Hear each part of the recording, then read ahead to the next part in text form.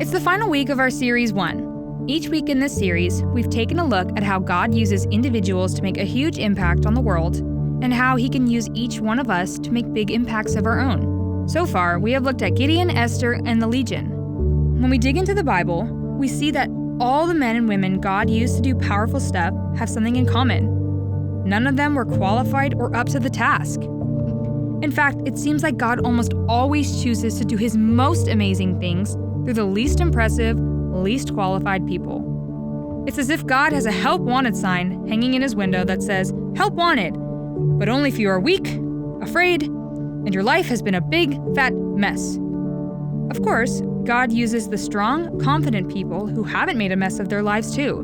But over and over and over again, the Bible makes it clear that God has no problem using messy messengers to change the world. And that brings us to a man named Paul. If you want to read about Paul's story for yourself, the first half of the book of Acts in the New Testament is a great place to start. Paul was actually born as Saul. He was a highly educated Jewish scholar who became a lawyer and a member of the Sanhedrin, which was the Jewish Supreme Court of 71 men who ruled over Jewish life and religion. Saul was dedicated to his faith, and this faith did not allow for compromise. It's this dedication that led Saul down the path of religious extremism, which made him refuse to believe that Jesus was the Messiah, and led him to hate the followers of Jesus. Saul and others like him viewed Jesus and his followers as a threat to everything they believed to be true. And Saul allowed his hatred for Jesus' followers to fester to the point that he began actively seeking them out, persecuting them, having them thrown into prison, and at times, put to death. But one day, everything in Saul's life changed, and this set the stage for what would help change the world. Acts chapter 9 says that one day, as he was traveling down the road on the way to the city of Damascus to arrest Christians there, Saul was caught in a bright light from heaven that caused him to fall face down on the ground. He heard the words, "Saul, Saul, why are you persecuting me?" He replied, "Who are you, Lord?" Jesus answered directly and clearly, "I am Jesus, whom you are persecuting. Now get up and go into the city, and you will be told what you must do." He obeyed Jesus, changed his name from Saul to Paul, and his life and the world would never be the same. Paul went on to become the most influential leader in the history of the early church.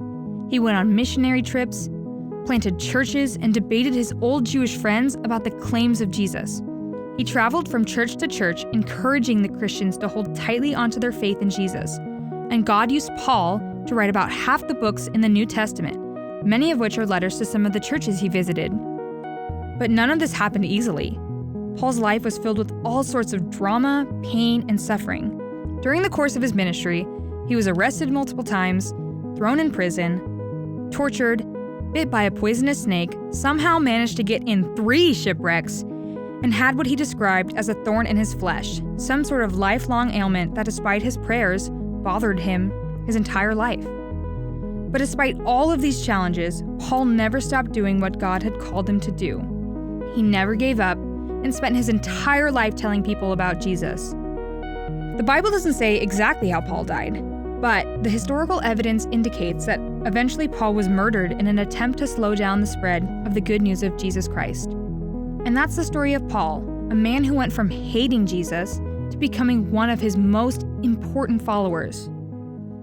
Paul's life holds a lot of lessons for all of us, but let's take a look at 2. First, Paul's life is proof that your past doesn't dictate your future. 2 Corinthians 5:17 says, "Anyone who belongs to Christ has become a new person. The old life is gone, a new life has begun." Like Paul, when we give control of our lives to Jesus, things change. We aren't controlled by our past mistakes and struggles. God sets us on a new path, a new journey. Chances are your past isn't as messy and sinful as Paul's was. And the fact that God didn't allow Paul's past to dictate what his future looked like is a reminder to all of us that God has incredible plans for our lives despite what has happened in them.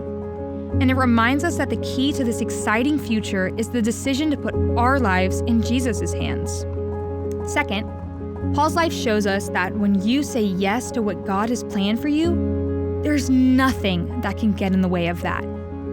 In the book of Philippians, Paul himself writes this, And I want you to know, my dear brothers and sisters, that everything that has happened to me here has helped to spread the good news. Paul had so much stuff happen to him once he said yes to what God wanted him to do. But he didn't let torture, prison, poisonous snakes, and shipwrecks get in the way of what he knew God wanted. In fact, he believed that instead of hurting him or setting his ministry back, these challenges actually helped him spread the good news. God has big plans for your life. What Paul, one man, set in motion 2,000 years ago is still happening. The world is full of people who need to know about the love of Jesus Christ, and God is still using messy messengers to spread the word.